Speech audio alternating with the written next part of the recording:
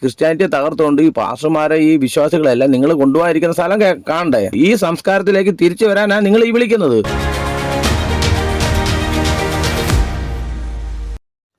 വടക്കേ ഇന്ത്യയിൽ ക്രിസ്ത്യാനികൾക്ക് ജീവിക്കാൻ പോലും പറ്റാത്തതായിട്ടുള്ള സാഹചര്യമാണ് ഇപ്പോൾ അവിടെ നടന്നുകൊണ്ടിരിക്കുന്നത്. അവിടെ ക്രിസ്ത്യൻ ചർച്ചുകളിൽ ഈ ബജരംഗ് ദളിൻ്റെ ആൾക്കാർ ചെന്ന് വലിയ പ്രശ്നങ്ങളൊക്കെ ഉണ്ടായിക്കൊണ്ടിരിക്കുകയാണ്. പ്രത്യേകിച്ച് മധ്യപ്രദേശിൻ്റെ വിവിധ ഭാഗങ്ങളിൽ ബജരംഗ് ദളിൻ്റെ ആൾക്കാർ ഒരു അനുവാദം കൂടാതെ അവർ അതിക്രമിച്ച് ആരാധന നടക്കുന്ന ചർച്ചിനുള്ളിൽ കയറി അവർ ജയ് ശ്രീറാം വിളിക്കുകയാണ്. പലപ്പോഴും നമ്മുടെ ക്രിസ്ത്യാനികളാണ് മറ്റുള്ളവരുടെ സ്വൈര ജീവിതം തകർക്കുന്നു എന്ന് ഇവർ ആരോപിക്കുന്നത്. എന്നാൽ ഇതൊക്കെ ആരും കാണുന്നില്ലെന്നുള്ള കാര്യമാണ്. അതാരും കംപ്ലൈൻ്റായിട്ട് പറയുന്നില്ല. ഇപ്പോൾ ക്രിസ്ത്യാനികളാണ് ഇവിടെ മറ്റുള്ളവരുടെ സ്വൈര ജീവിതം തകർക്കുന്നത്. ഒരു കൂട്ടരുടെ ഈ ആരാധനാലയത്തിൽ കയറി അവരുടെ അനുവാദം കൂടാതെ അതിക്രമിച്ച് കയറി അവിടെ ആരാധന നടക്കുന്ന സമയത്ത് അവരെല്ലാം തല്ലി ഓടിച്ചു വിടുക, അവിടുത്തെ പാസ്റ്റർമാരെ അവിടുത്തെ വൈദികന്മാരെ പോലീസിനെ കൊണ്ട് കള്ളക്കേസ് എടുപ്പിക്കുക, എന്നിട്ട് ഇവിടുത്തെ ചെറുപ്പക്കാർ പിള്ളേരെയൊക്കെ തല്ലി ഓടിച്ചു വിടുക, അവിടുത്തെ ജനലും ഒക്കെ തല്ലി തകർക്കുക. ഇതൊക്കെയാണ് ഈ ബജരംഗ് ദളിൻ്റെ ആൾക്കാർ ക്രിസ്ത്യാനികളോട് ചെയ്യുന്നത്. പലപ്പോഴും ഞങ്ങളാണ് ഇതുപോലൊക്കെ ഹിന്ദുക്കളോട് ചെയ്യുന്നുള്ള രീതിയിലാണ് നിങ്ങൾ പലപ്പോഴും സംസാരിക്കാറുള്ളത്. നമുക്കറിയാം, ഈ BJP സർക്കാരിൻ്റെ ആദ്യമകാലത്തിൽ ഈ അക്ലക്കിനെയൊക്കെ പിടിച്ചതും കൊന്നതൊക്കെ നമുക്കറിയാം. അന്ന് ഈ ഗോമാംസം ഭക്ഷിക്കുന്നതിൻ്റെ പേരിൽ ഒരുപാട് മുസ്ലിം യുവാക്കളെ ഇവർ തല്ലിക്കൊല്ലുകയും അടിക്കുകയൊക്കെ ചെയ്തിട്ടുണ്ട്. അന്ന് ഇന്ത്യയുടെ വിവിധ ഭാഗങ്ങളിൽ ഇതുപോലെ തന്നെ ഗോമാംസം കടത്തുന്നു, ഇല്ല പശുക്കളെ അറക്കുന്നു എന്ന വ്യാജേന നിരപരാധികളായിട്ടുള്ള എത്രയോ ആൾക്കാരെ തല്ലിക്കൊന്നു. ഞാനിപ്പോഴും ഓർക്കുന്നു, ഒരു ചെറുപ്പക്കാരൻ, ആ ചെറുപ്പക്കാരൻ്റെ അപ്പനുമുണ്ട്, അവർ ഗോമാംസം കയ്യിൽ സൂക്ഷിച്ചു എന്ന പേരിൽ എനിക്ക് തോന്നുന്നത് മകനെയാണോ അപ്പനെയാണോ അതോ സഹോദരങ്ങളാണോ എന്ന് എനിക്ക് അത്ര ഓർമ്മയില്ല, ഒരാളെ കൊന്നു അതിലും. അപ്പോൾ കൂടെ ഉണ്ടായിരുന്ന ആൾ പറയുകയാണ് അത് പശുവിറച്ചിയല്ല, അത് ആട്ടിറച്ചിയാണെന്ന് അദ്ദേഹം പറയുന്നുണ്ട്. പക്ഷേ ആയിരക്കണക്കിന് ആൾക്കാർ വന്ന് ഇടിക്കുകയല്ലേ മനുഷ്യനെ, ഒരാളെ അങ്ങ് ഇടിക്കുക, കയറി മാറി ഇടിക്കുകയല്ലേ. വരുന്ന ഇഷ്ടികയും വലിയ പല കഷ്ണമൊക്കെ എടുത്തുകൊണ്ടാണ് വരുന്നത്. അപ്പം കയറി മാറി അങ്ങ് ഇടിക്കുകയാണ് ഇവർ ഇത് ആട്ടിറച്ചിയാണോ കോഴിയിറച്ചിയാണോ എന്ന് ഇപ്പോൾ തെളിഞ്ഞാലും അതിലും കൈവച്ച് പോയില്ലേ, എടുക്കാൻ പറ്റത്തില്ലോ, അതായാലും ഇരിക്കട്ടെ രണ്ടെണ്ണം കൂടി എന്ന രീതിയിൽ വന്ന് ഇടിക്കുകയാണ്. അത് ഈ വാട്സപ്പ് കൂട്ടായ്മയൊക്കെ ആയിരിക്കാം. ഒരു ചെറിയൊരു കാര്യം ഉണ്ടായിക്കഴിഞ്ഞാൽ മിനിറ്റുകൾക്കകം ആയിരക്കണക്കിന് ആൾക്കാർ കൂടുകയാണ് അവിടെ. അങ്ങനെ ഇന്ത്യയുടെ പല ഭാഗങ്ങളിൽ നാളുകൾക്ക് മുമ്പ് മുസ്ലിങ്ങൾക്ക് നേരെ വലിയ രീതിയിലുള്ള ആക്രമണങ്ങളൊക്കെ നടന്നിരുന്നു. ഒരു സ്ത്രീ വന്ന് ഒരു ദേവാലയത്തിൽ കയറി, ഒരു ക്രിസ്ത്യൻ ദേവാലയത്തിൽ കയറി അവിടെയുള്ള കന്യാസ്ത്രീകളെയും അവിടെയുള്ള വിശ്വാസികളെയെല്ലാം അവർ കയ്യേറ്റം ചെയ്യുകയാണ്. അത് നല്ല ആരോഗ്യമുള്ളൊരു സ്ത്രീയാണ്. കയ്യേറ്റം ചെയ്ത് അവരുടെ നേരെ വലിയ രീതിയിൽ ആക്രമണം അഴിച്ചു വിടുകയാണ്. വളരെ മോശമായിട്ട് അവരോട് സംസാരിക്കുകയാണ്. बोलना नहीं था तो मुंह तोड़ दूंगी, मैं बता देती हूँ। सुनना, कानून मत बताना मेरे को, ये कानून के जानकार बड़े बैठे, एकदम बड़े कानून के जानकार. അവിടെ നിൽക്കുന്ന ആ പോലീസുകാരൊക്കെ സത്യത്തിൽ പേടിച്ച് നിൽക്കുകയാണോ അതോ ഇനി നോക്കൂത്തികളായിട്ട് നിൽക്കുകയാണോ ഒന്നും അറിയില്ല. ഏതായാലും അവർ ഒന്നിനും പ്രതികരിക്കുന്നില്ല. ഏതായാലും നമ്മളത് വീഡിയോ ശരിക്കും നമ്മൾ വാച്ച് ചെയ്യുമ്പോൾ നമുക്ക് മനസ്സിലാകും ആ പോലീസുകാരൊക്കെ എന്തിനൊക്കെയോ ഭയന്നാണ് അവിടെ നിൽക്കുന്നത്. എന്നാൽ ഈ ചർച്ചിലേക്ക് വന്ന് ആക്രമിക്കാൻ വരുന്ന അക്രമികളെ പറഞ്ഞു വിടാനോ ഇല്ലെങ്കിൽ ഒരു ആക്രമണം ഇവിടെ നടത്തരുതെന്ന് പറയാൻ പോലുമുള്ള ധൈര്യമില്ലാത്ത കുറച്ച് പോലീസുകാരെയാണ് നമുക്ക് അതിൻ്റെ അകത്ത് കാണാൻ സാധിക്കുന്നത്. അപ്പോൾ എന്താണ് ഇതിൻ്റെയൊക്കെ അർത്ഥം? ഇപ്പം ഞാനിത് കണ്ടപ്പോൾ എനിക്ക് മനസ്സിലായത് ഇതിൻ്റെ പിന്നിൽ വലിയ ഗൂഢതന്ത്രങ്ങളൊക്കെ ഉണ്ട്. ഇത് വലിയ വലിയ ആൾക്കാരെ അറിയാതൊന്നും ഇങ്ങനെയുള്ള കാര്യങ്ങളൊന്നും നടക്കത്തില്ലെന്ന് തന്നെയാണ് എനിക്കിൻ്റെ അകത്ത് എൻ്റെ തുറന്നൊരു അഭിപ്രായമാണ്. മുകളിലുള്ള ആൾക്കാരൊക്കെ അറിഞ്ഞിട്ടൊക്കെ തന്നെയാണ്. ഇല്ലെങ്കിൽ നമുക്കിപ്പം സാധിക്കുമോ? നമ്മൾ എത്ര വലിയ സംഘടനയിൽപ്പെട്ട ആൾക്കാരാണെങ്കിലും ഒരു അന്യ മതസ്ഥൻ്റെ സ്വകാര്യ സ്ഥലത്ത് കയറി അവനെ അവിടെ തല്ലി ഓടിച്ചു വിടാനുള്ള തൻ്റെ ഇടം നമുക്കുണ്ടാവുമോ? തീർച്ചയായിട്ടും നമുക്കുണ്ടാകത്തില്ല. അപ്പം നമുക്കങ്ങനെ ഉണ്ടാകണമെങ്കിൽ നമുക്ക് ഉയർന്ന തലത്തിൽ നിന്നും നമുക്ക് ഇങ്ങോട്ട് സപ്പോർട്ട് ഉണ്ടായിരിക്കണം. അല്ലാതെ രാഷ്ട്രീയ സപ്പോർട്ടില്ലാതെ നമുക്കിതൊന്നും ചെയ്യാൻ പറ്റത്തില്ല. ഈ ബജരംഗ് ദളിനെ കൊണ്ട് ഈ ബജരംഗ് ദൾ ഇങ്ങനെ ചെയ്യുമ്പോൾ ഇവർക്ക് പുറകിൽ നിന്നുകൊണ്ട് ഇവരെ സഹായിക്കാൻ വേറെ ആൾക്കാരുണ്ട്. ഇപ്പം നമ്മുടെ തെളിവ് തരാനില്ല, നമ്മൾ വസ്തുതകളാണ് പറയുന്നത്. നമ്മളൊരു വീഡിയോ കാണുമ്പോൾ നമുക്കതിൽ നിന്ന് നമ്മളത് കണ്ടുകൊണ്ടിരിക്കുമ്പോൾ നമുക്ക് തോന്നുന്ന വസ്തുതകളാണ് പറയുന്നത്. നമുക്ക് തെളിവ് തരാൻ നമ്മുടെ കയ്യിലില്ല. തീർച്ചയായിട്ടും ഇവരെ വിളിച്ച ഫോൺ കോളോ ഇല്ലെങ്കിൽ ഇവരോട് പറഞ്ഞെന്നോ അങ്ങനെയൊന്നും നമുക്ക് സപ്പോർട്ട് ചെയ്തതായിട്ട് ഒരു തെളിവ് നമ്മുടെ കയ്യിലില്ല. നമ്മൾ വസ്തുതകൾ മാത്രമാണ് നമ്മൾ പറയുന്നത്. അപ്പം ഇവരൊക്കെ ഒന്ന് വിചാരിക്കണം. ആ സ്ത്രീയെ കണ്ടോ, വലിയൊരു ആരോഗ്യമുള്ളൊരു സ്ത്രീയാണ്. അവർ അവിടെ കിടന്ന് ഉറഞ്ഞു തുള്ളുകയാണ്. മനസ്സിലായോ? അപ്പം ഇവർക്കൊക്കെ അറിയാതെ പോയ, സത്യം പറഞ്ഞ് ഇവരൊക്കെ ചരിത്രം പോയി പഠിക്കണം. അവർ അവിടെ നിന്ന് നല്ല മനോഹരമായ വസ്ത്രമൊക്കെ ധരിച്ചുകൊണ്ടാണ് അവിടെ ആ കന്യാസ്ത്രീയുടെ മുമ്പിൽ കിടന്ന് അവർ ദേഷ്യപ്പെടുന്നത്. അവരൊക്കെ ചരിത്രം പോയി വീട്ടിൽ പോയി ഒരു പ്രാവശ്യമെങ്കിലും ചരിത്ര പുസ്തകങ്ങൾ എടുത്തൊന്ന് വായിച്ചു നോക്കിയാൽ അവർ ഒന്ന് മടിക്കും. കാരണം ഇന്ത്യയെ വസ്ത്രം ധരിപ്പിക്കാൻ പഠിപ്പിച്ചതാണ് ക്രിസ്ത്യാനിറ്റി. ഒരു കാലത്ത് ഇന്ത്യയിൽ വസ്ത്രം ധരിക്കാനുള്ള സ്വാതന്ത്ര്യം ഉണ്ടായിരുന്ന ജനതയല്ല ഇന്ത്യക്കാർ. ഇവിടുത്തെ സവർണ മാടമ്പികളൊക്കെ ഈ പറയുന്ന ജനങ്ങളോട് കാണിച്ച അതിക്രമങ്ങളൊക്കെ വളരെ വലുതാണ്. ആ അവസരത്തിൽ വിദേശത്തിൽ നിന്ന് വന്ന ക്രിസ്ത്യൻ മിഷണറിമാരാണ് ഇവിടെ ഇന്ത്യക്കാരനെ വസ്ത്രം ധരിപ്പിക്കാൻ പഠിപ്പിച്ചത് പോലും. ഇവർ വന്ന് നല്ല വസ്ത്രമൊക്കെ ധരിച്ചുകൊണ്ടാണല്ലോ അവിടെ പ്രതികരിക്കുന്നത്. എനിക്കിത് കണ്ടപ്പോൾ എനിക്ക് മനസ്സിലായത് ഇത് ഇന്ത്യൻ ഭരണഘടനയോടുള്ള കടുത്ത വെല്ലുവിളിയാണ്. ഇവർ ഇന്ത്യൻ ഭരണഘടനയെ അപമാനിക്കുകയാണ് സത്യത്തിൽ ഇത് ചെയ്യുന്നത്. നമുക്കറിയാം, പലപ്പോഴും നമ്മൾ ദേശീയ പതാകയെ അപമാനിച്ചു എന്ന് പറഞ്ഞ പേരിൽ പല സ്ഥലത്തും ഇവിടെ കേസെടുക്കാറുണ്ട്. ദേശീയ പതാക കൊണ്ട് മോശമായ തരത്തിൽ ഇവിടെ ഉപയോഗിച്ചു എന്ന പേരിൽ പലപ്പോഴും കേരളത്തിലും പലയിടങ്ങളിലായിട്ടൊക്കെ ഇങ്ങനെ കേസുകളൊക്കെ എടുത്തിട്ടുണ്ട്. അതിൽ നിന്ന് ഒട്ടും കുറവല്ല ഇത്. നിങ്ങൾ ശ്രദ്ധിച്ചാൽ മതി. ഇത് സത്യത്തിൽ ഇത് ഇന്ത്യൻ ഭരണഘടനയോടുള്ള ഒരു വെല്ലുവിളിയാണ്. ഇന്ത്യൻ ഭരണഘടനയുടെ നെറുകൽ ചവിട്ടി നിന്നുകൊണ്ടാണ് ഇവർ സംസാരിക്കുന്നത്. ഭരണഘടന എന്താണ് പറയുന്നത്? ഇഷ്ടപ്പെട്ട മതം വിശ്വസിക്കാനുള്ള അവകാശം, നമുക്ക് ഇഷ്ടമുള്ള മതം തിരഞ്ഞെടുക്കാനുള്ള അവകാശം, അതുപോലെ മതം ഉപേക്ഷിക്കാനും നമുക്ക് അവകാശമുണ്ട്. മതം സ്വീകരിക്കാൻ മാത്രമല്ല, മതം ഉപേക്ഷിക്കാനുള്ള അവകാശമുണ്ട്. നേരെ മറിച്ച് താലിബാനിൽ അങ്ങനെയുള്ള അവകാശങ്ങളൊന്നുമില്ല. മതം ഉപേക്ഷിക്കാൻ അവിടെ അവകാശമില്ല. ഇത് ഇന്ത്യയാണ്. ഇത് മതേതര ഇന്ത്യയാണ് ഞങ്ങൾ ജീവിക്കുന്നത്. ഇത് താലിബാനല്ല, പാകിസ്ഥാനല്ല, ഇത് ബംഗ്ലാദേശ് അല്ല, ഇത് ഇന്ത്യയാണ്. എല്ലാ മതങ്ങൾക്കും തുല്യ അവകാശമാണ്. അല്ലാതെ കുറച്ച് അവകാശം ഹിന്ദുക്കൾക്ക് ഇച്ചിരി കൂടുതലുണ്ടെന്ന് പറയുന്ന രാജ്യമല്ല. എല്ലാ മതങ്ങൾക്കും തുല്യ അവകാശമുള്ള മതേതര ഇന്ത്യയിലാണ് ഞങ്ങൾ ജീവിക്കുന്നത്.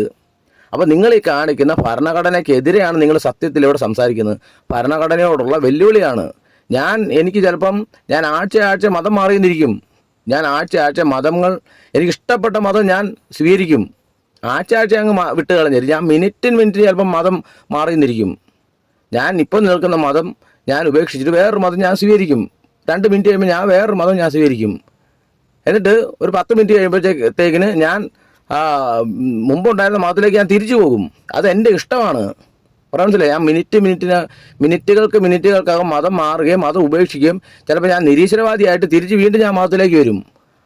മനസ്സിലായോ? അതെൻ്റെ ഇഷ്ടം. അതിനെല്ലാം സ്വാതന്ത്ര്യം ഉള്ള ഒരു രാജ്യത്താണ് ഞാൻ ജീവിക്കുന്നത്. നിങ്ങൾ ഈ പറയുന്ന പോലെ പിന്നെ താലിബാനിലെ കാര്യങ്ങളൊക്കെ ഇവിടെ വന്ന് നിങ്ങൾ നടപ്പിലാക്കാതെ, അതൊക്കെ താലിബാനിൽ മനസ്സിലായോ? താലിബാനിൽ ശരിയാണ് ഈ പറയുന്ന മതം ഉപേക്ഷിച്ച് കഴിഞ്ഞാൽ ചിലപ്പോൾ അവിടെ കൊല്ലുമായിരിക്കും. ഇത് ഇന്ത്യയാണെന്നേ. ഇത് മതേതര ഇന്ത്യയാണ്. ഇവിടെ ഞങ്ങൾക്ക് എഴുതപ്പെട്ട നല്ല മനോഹരമായൊരു ഭരണഘടനയുണ്ട്. ആ ക്രിസ്ത്യാനികൾ ഭരണഘടനയ്ക്ക് വിരുദ്ധമായിട്ട് ഒരു പ്രവർത്തനങ്ങളും ഇന്ത്യ ചെയ്യുന്നില്ല. ഉണ്ടെങ്കിൽ നിങ്ങൾക്കത് ചൂണ്ടിക്കാണിക്കാവുന്നതാണ്. ഏത് ക്രിസ്ത്യാനിയാണ് ഇവിടെ ഇന്ത്യൻ ഭരണഘടനയ്ക്ക് എതിരെ നിൽക്കുന്നത്? ഈ 2000 വർഷത്തെ പാരമ്പര്യം എടുക്കുകയാണെങ്കിൽ ഒരിക്കലും ഈ ക്രിസ്ത്യാനിറ്റിയിൽ ഈ ഒരു മോശപ്പെട്ട ഒരു കാര്യം, ഭരണഘടനയ്ക്ക് വിരുദ്ധമായിട്ടുള്ള ഒരു കാര്യം നിങ്ങൾക്ക് ചൂണ്ടിക്കാണിക്കാൻ പറ്റത്തില്ല. ഇനിയിപ്പം മറ്റൊരു കാര്യം കൂടി പറയാം. ഇന്ത്യൻ ഭരണഘടന പോലും ക്രിസ്ത്യാനിറ്റിയിൽ നിന്നും പ്രചോദനം ഉൾക്കൊണ്ടാണ് പല കാര്യങ്ങളും, ഈ തുല്യനീതി, സമത്വം എന്നൊക്കെ ഉള്ള കാര്യങ്ങളൊക്കെ ബൈബിളിൽ നിന്നും പ്രചോദനം കൊണ്ടെഴുതിയ കാര്യങ്ങളാണ് ഇന്ത്യൻ ഭരണഘടന പോലും. മനസ്സിലായി? അത്രയ്ക്കും മനോഹരമായിട്ടുള്ള ഒരു കാര്യമാണ് ക്രിസ്ത്യാനിറ്റി എന്ന് പറയുന്നത്. ഈ ക്രിസ്ത്യാനിറ്റിയെ നിങ്ങൾ അവിടെ നിന്ന് എതിർക്കുകയാണ്. എങ്ങനെയാണ് എതിർക്കുന്നത്? ഇന്ത്യൻ ഭരണഘടനയിൽ ചവിട്ടി നിന്നുകൊണ്ടാണ് ക്രിസ്ത്യാനിറ്റി എതിർക്കുന്നത്. നിങ്ങളൊക്കെ പോയി യഥാർത്ഥത്തിൽ ഇന്ത്യൻ ഭരണഘടന എന്താണെന്നും ഇന്ത്യൻ ഭരണഘടന ക്രിസ്ത്യാനിക്കും മുസ്ലിമിനും അതുപോലെ ഹിന്ദുവിനൊക്കെ എങ്ങനെയാണ് ഇത് ഈ അവകാശങ്ങൾ പകുത്തു കൊടുക്കും നിങ്ങൾ ആദ്യം പോയി പഠിക്കുക. പറയാൻ മനസ്സിലായോ? നിങ്ങൾ നടത്തുന്നത് സാക്ഷാൽ ഇന്ത്യൻ ഭരണഘടനയോടുള്ള വെല്ലുവിളി തന്നെയാണ് നിങ്ങൾ ഈ നടത്തുന്നത്. നിങ്ങൾ ഞങ്ങളുടെ ചർച്ചകളൊക്കെ ഇങ്ങനെ ഫുൾ ഡോസ് കൊണ്ട് ഇടിച്ച് കളയുന്നതിന് മുമ്പ് നിങ്ങൾ ഞങ്ങളുടെ ചർച്ചകളിൽ ഒരു ഞായറാഴ്ചയെങ്കിലും വന്ന് ചുമ്മാതെങ്കിലും വന്നൊന്ന് കേട്ട് നോക്ക്. ഞങ്ങളവിടെ നടക്കുന്ന ചർച്ചകളിൽ എന്തൊക്കെയാണ് നടക്കുന്നതെന്ന് ചുമ്മാ ഒന്ന് നിങ്ങൾ വന്നൊന്ന് കേട്ട് നോക്ക്. ഞങ്ങളുടെ അവിടെ ചർച്ചകളിലൊക്കെ പറയുന്നത് നിന്നെപ്പോലെ നിൻ്റെ അയൽക്കാരനെ സ്നേഹിക്കാനാണ് പറയുന്നത്. അതുപോലുള്ള മനോഹരമാകുന്ന ആശയങ്ങളാണ് ഞങ്ങളുടെ ചർച്ചകളിൽ പറയുന്നത്. അതാണ് ക്രിസ്ത്യാനിറ്റിയുടെ മനോഹാരിത. അത് തന്നെയാണ് നിന്നെപ്പോലെ നിൻ്റെ അയൽക്കാരനെ സ്നേഹിക്കുക. ഇതൊക്കെ നിങ്ങൾക്ക് അവിടെ കേൾക്കാൻ ഇതിന് തുല്യമായോ ഇല്ലെങ്കിൽ ഇതുപോലെ മനോഹരമായ പഠിപ്പിക്കലുകളൊക്കെ അല്ലാതെ നിങ്ങൾക്ക് അവിടെ വേറൊന്നും ഈ പറയുന്ന ബജരംഗ് ദളുകാർ വരുന്ന വലിയ വാളും എടുത്തുകൊണ്ട് വരുന്ന വാളുകളൊന്നും നിങ്ങൾക്ക് അവിടെ കാണത്തില്ല. പറയാൻ മനസ്സിലായോ? നിങ്ങൾ ഇതുപോലുള്ള മനോഹരമാകുന്ന ആശയങ്ങളൊക്കെ നിങ്ങൾക്ക് അവിടെ കാണാനും കേൾക്കാനും സാധിക്കത്തുള്ളൂ. പറഞ്ഞ മനസ്സിലായോ? നിന്നെപ്പോലെ നിൻ്റെ അയൽക്കാരനെ സ്നേഹിക്കുക. ലോകത്തിൽ ഏത് മനുഷ്യരുണ്ട് ഇത്ര മനോഹരമായ ഒരു പഠിപ്പിക്കുന്ന വേറെ ഏത് കൂട്ടരുണ്ട്? നിങ്ങളൊന്ന് ചിന്തിച്ച് നോക്ക്. ക്രിസ്ത്യാനിറ്റി അല്ലാതെ നിന്നെപ്പോലെ നിൻ്റെ അയൽക്കാരനെ സ്നേഹിക്കാൻ പറയുന്ന വേറൊരു മാർഗ്ഗമില്ല. അത് നിങ്ങൾ ആദ്യം മനസ്സിലാക്കണം. നിന്നെപ്പോലെ നിൻ്റെ അയൽക്കാരനെ സ്നേഹിക്കാൻ പറയുന്നത് എന്താണ്? എനിക്കൊരു പഴയ വണ്ടിയുണ്ട്, ഒരു പുതിയ വണ്ടി ഉണ്ടെന്ന് ചിന്തിക്കുക. ഞാൻ അതിലൊരു വണ്ടി ഒരാൾക്ക് ദാനമായിട്ട് കൊടുക്കാൻ അങ്ങ് തീരുമാനിച്ചെന്ന് വിചാരിക്കുക. അപ്പോൾ ഞാൻ പഴയ വണ്ടിയെ കൊടുക്കത്തുള്ളൂ. ക്രിസ്ത്യാനിറ്റി പറയുന്നത് നിന്നെപ്പോലെ നിൻ്റെ അയൽക്കാരനെ സ്നേഹിക്കാൻ പറയുമ്പം ഞാൻ ആ പുതിയ വണ്ടി കൊടുക്കണം, പഴയ വണ്ടിയെ ഞാൻ എടുത്തിട്ട്. അത്രയും കടുകട്ടിയ നിയമങ്ങളാണ് ക്രിസ്ത്യാനിറ്റിയിലുള്ളത്. അങ്ങനെ മറ്റുള്ളവരെ സ്നേഹിക്കാൻ പഠിപ്പിക്കുന്ന ഒരു മാർഗ്ഗമാണിത്. നിങ്ങൾ ഓർക്കുന്ന ഇവിടെ വന്ന് കഴിഞ്ഞാൽ ഞായറാഴ്ച അങ്ങോട്ട് വന്നിരുന്ന് ആൾക്കാരെ അങ്ങ് പറഞ്ഞു വിടുക, ഈ മതപ്രചരണത്തിന് അങ്ങ് പറഞ്ഞു വിടുകയെന്നൊക്കെയാണ് നിങ്ങൾ ചിന്തിക്കുന്നത്. ഇതൊന്നുമല്ല. ഞങ്ങളുടെ പഠിപ്പിക്കലുകളും ഞങ്ങളൊക്കെ നിങ്ങളെ സ്നേഹിക്കാനും നിങ്ങളെ വസ്ത്രം ധരിപ്പിച്ചത് ഞങ്ങളാണ്. പറയാൻ മനസ്സിലായോ? നിങ്ങളവിടെ വന്ന് വലിയ എന്താണ് പറയുന്നത്, വലിയ അഹങ്കാരത്തോടു കൂടി സംസാരിച്ചല്ലോ. നിങ്ങളുടെയൊക്കെ പിതാക്കന്മാരെ തുണി ഉടുപ്പിച്ച് ഞങ്ങളുടെ ക്രിസ്ത്യാനിറ്റി ആണെന്നേ. നിങ്ങളാദ്യം ചരിത്രം പോയി പഠിക്കുക. നിങ്ങളുടെയൊക്കെ പിതാക്കന്മാരെയും ഒക്കെ തുണി ഉടുപ്പിച്ചതും അവരെ വിദ്യാഭ്യാസം ചെയ്തതും അവരെ നേരെ അവനെ ഹിന്ദി പറയാൻ പഠിപ്പിച്ച പോലും ഈ ക്രിസ്ത്യാനിറ്റിയാണ്. നിങ്ങൾക്ക് ഈ പറയുന്ന വിദ്യാഭ്യാസമൊന്നും കിട്ടിയിരുന്നില്ല. പറയാൻ മനസ്സിലായോ? നിങ്ങൾക്ക് ബോധം ഉണ്ടായിരുന്നില്ല. നിങ്ങളിങ്ങനെ മനുഷ്യരെ പറ്റി പറയുന്ന പോലെ ഈ പശുക്കൾ നടക്കുന്ന പോലെ ഇന്ത്യയിൽ കൂടി അങ്ങോട്ടും ഇങ്ങോട്ടും നടക്കുമായിരുന്നു നിങ്ങളുടെ തൊഴിൽ. നിങ്ങൾ ഈ കന്നുകാലിയുടെ കൂട്ടത്തിൽ അതിൻ്റെ മൂത്രമൊക്കെ കുടിച്ച് ഇന്നും നിങ്ങൾ മൂത്രം കുടിച്ചും ചാണകം തിന്നുമൊക്കെയാണ് നടക്കുന്നത്. എന്നിട്ടും വലിയ മാറ്റമൊന്നുമില്ല. പക്ഷെ അന്നത്തെ സാഹചര്യത്തിൽ നിന്ന് ഇത്രയും നിങ്ങളെ തുണി ഉടുപ്പിച്ചത് ഈ മിഷണറിമാരാണ്, ക്രിസ്ത്യാനിറ്റിയാണ് ഈ മിഷണറിമാർക്ക് പ്രചോദനം നൽകിയത്. പറഞ്ഞു മനസ്സിലായോ? അപ്പോൾ ഇതെല്ലാം നിങ്ങൾ അറിഞ്ഞിട്ട് ഈ ചർച്ചിൽ വന്ന് നിങ്ങൾ ഈ ചർച്ച് പിടിച്ച് പൊളിച്ച് ഇവിടുത്തെ ആൾക്കാരെ പിടിച്ച് വലിച്ചുകൊണ്ട് നിങ്ങൾ എങ്ങോട്ട് പോകാനായിരിക്കുന്നത്? എങ്ങോട്ട് പോകാനാണ്? ഈ നല്ല മാർഗത്തിൽ നടക്കുന്ന ഈ ആൾക്കാരെ നിങ്ങൾ എങ്ങോട്ട് കൊണ്ടുപോകാനാണ് നിങ്ങളിരിക്കുന്നത്? അത് കാണണ്ടേ? ഈ മറ്റുള്ളവരെ സ്നേഹിക്കാനും മറ്റുള്ളവരെ വെറുക്കലെന്നും മറ്റുള്ളവർക്ക് നന്മ ചെയ്യണമെന്നും ശത്രുക്കളെ പോലും തിരിച്ച് സ്നേഹിക്കണമെന്ന് പഠിപ്പിച്ചും പറഞ്ഞും നടക്കുന്ന, അങ്ങനെ ചെയ്ത് നടക്കുന്ന ഈ കൂട്ടം നല്ല മനുഷ്യരെ നിങ്ങൾ കൊണ്ടുപോകാനിരിക്കുന്ന സ്ഥലം കാണിക്കണ്ടേ? നിങ്ങൾ അങ്ങോട്ടാണ് ഇവരെ രണ്ടാമത് കൊണ്ടുപോകുന്നത്. ഇതെല്ലാം തച്ചുടച്ചിട്ട് ഈ ജനങ്ങളെ മുഴുവൻ അങ്ങോട്ട് കൊണ്ടുപോകാനിരിക്കുന്നത്. നിങ്ങൾ കൊണ്ടുപോകാനിരിക്കുന്നത് ഈ മാർഗത്തിലോട്ടാണ് നിങ്ങൾ ഇവരെല്ലാം കൊണ്ടുപോകാനിരിക്കുന്നത്. ഈ ക്രിസ്ത്യാനിറ്റിയെ നേരെ ജോനെ തുണി കൊടുത്ത് നടക്കുന്ന മറ്റുള്ളവർക്ക് സഹായകരമാകുന്ന ഈ ക്രിസ്ത്യാനിറ്റിയെ തകർത്തുകൊണ്ട് ഈ പാസ്റ്റർമാരെ ഈ വിശ്വാസികളെല്ലാം നിങ്ങൾ കൊണ്ടുപോകാനിരിക്കുന്ന സ്ഥലം കാണണ്ടേ? ഈ സ്ഥലത്തിലോട്ടാണ് നിങ്ങൾ കൊണ്ടുപോകാനിരിക്കുന്നത്. ഈ സംസ്കാരത്തിലേക്ക് തിരിച്ചു വരാനാണ് നിങ്ങൾ ഈ വിളിക്കുന്നത്. ഈ സംസ്കാരം കണ്ടു നോക്കൂ. അപ്പോൾ ഈ മര്യാദയ്ക്ക് നടക്കുന്ന, അതായത് നല്ല ലോകത്തിലെ ഏറ്റവും മെച്ചപ്പെട്ട ആശയങ്ങൾ പ്രചരിപ്പിക്കുന്ന ഈ ക്രിസ്ത്യാനിറ്റിയിൽ ഈ ആൾക്കാരെ മുഴുവനും തല്ലി ഓടിച്ച് ഫുൾഡോസ് കൊണ്ട് അവരുടെ വീട് വല്ല ഇടിച്ച് അവർക്ക് ഉള്ള കേസും തലയെടുത്ത് വെച്ച് കൊടുത്തിട്ട് നിങ്ങൾ അവരെ ഈ കാണുന്ന ഇവിടത്തോട്ടായി വിളിക്കുന്നത്. അപ്പം അമ്മാരുടെ കയ്യിൽ ഇരിക്കുന്ന ഈ സാമാനങ്ങളെ കണ്ടോ? എൻ്റെ മനുഷ്യൻ്റെ തലയോട്ടി ഒരു കമ്പയെ കുത്തി വെച്ചിട്ട് ദേഹം മുഴുവൻ ചാരവും വാരി വെതറി ഈ ഈശയം വളർത്തി എന്ത് പൈശാചിക കോലമാണെന്ന് നോക്കി അവിടെ കിടന്ന് കാണിക്കുന്നത്. അപ്പം എനിക്ക് തോന്നുന്നു ഈ യവന്മാരൊക്കെ കൂടിയാണെന്ന് തോന്നുന്നു ഈ ചർച്ച അടിച്ച് പൊട്ടിക്കാൻ ഇവന്മാരും ഉണ്ടായിരുന്നെന്നാണ് എനിക്ക് തോന്നുന്നത്. അമ്മാരുടെ നെപ്പും ഭാവം കണ്ടിട്ട് ഇവന്മാരും കൂടിയാ അപ്പുറത്തുണ്ടായിരുന്നെന്ന് എനിക്ക് തോന്നുന്നത്. അപ്പോൾ ഇതെല്ലാം ചെയ്തിട്ട് മഹത്തരമായി ഇങ്ങോട്ട് വാ എന്ന് വിളിക്കുന്നത്, ഇങ്ങോട്ടായി വിളിക്കുന്നത്. പറയാൻ മനസ്സിലായോ? ദേഹത്ത് മുഴുവൻ ചാരം വാരിയിട്ട് ഈ കയ്യിൽ വലിയ മനുഷ്യൻ്റെ അസ്ഥിയും തലയോട്ടിയും ഒക്കെ വെച്ച് ഈ പാമ്പിൻ്റെ തോളത്തിട്ട് ഈ ചേഷ്ടകൾ കാണിക്കാനാണോ നിങ്ങൾ ഞങ്ങളെ വിളിക്കുന്നത്? ഈ കണ്ട ഈ വൃത്തികെട്ട ചേഷ്ടകൾ കാണിക്കാൻ വേണ്ടിയാണോ? എൻ്റെ പൊന്ന് ചേച്ചി, ഞങ്ങളിവിടെ മര്യാദയ്ക്ക് വസ്ത്രവും ധരിച്ച് നല്ല രീതിയിൽ ചർച്ചിൽ ആരാധനയും ആയിട്ടൊക്കെ ഞങ്ങൾ നടന്നോളാം. ഇതിപ്പോൾ എത്ര മോശമാണെങ്കിലും ഞങ്ങളിങ്ങനെ നടന്നോളാം. ഞങ്ങളെ നിങ്ങൾ ഈ ഏറ്റവും മെച്ചപ്പെട്ട ഈ സംസ്കാരത്തിലേക്ക് തിരിച്ചു കൊണ്ടുപോകാതെ ഞങ്ങൾക്ക് ഈ മൂത്രം ഒന്നും കുടിക്കാൻ വയ്യ. നിങ്ങൾ തന്നെ അങ്ങ് മൂത്രം കുടിച്ചു. ഇത് ഞങ്ങൾക്ക് വേണ്ടെന്നേ. ഞങ്ങളിവിടെ വല്ല ആരാധനയായിട്ട് ഞങ്ങൾ പാട്ടും പാടി ഞങ്ങൾ ദൈവത്തെ വിളിച്ചാൽ കഴിഞ്ഞോളാം. ഞങ്ങളുടെ ചർച്ച വന്ന് ഈ പ്രശ്നം ഉണ്ടാക്കി നിങ്ങൾ ഞങ്ങളെ വിളിക്കാനിരിക്കുക ഇങ്ങോട്ട്. എങ്ങനെ ഇരിക്കുന്നു? ഇവന്മാരെ കണ്ടു കഴിഞ്ഞ് കഴിഞ്ഞാൽ ഒരു പ്രാവശ്യമല്ലേ നോക്കാൻ പറ്റത്തുള്ളൂ ഇവരുടെയൊക്കെ മുഖത്തോട്ട്.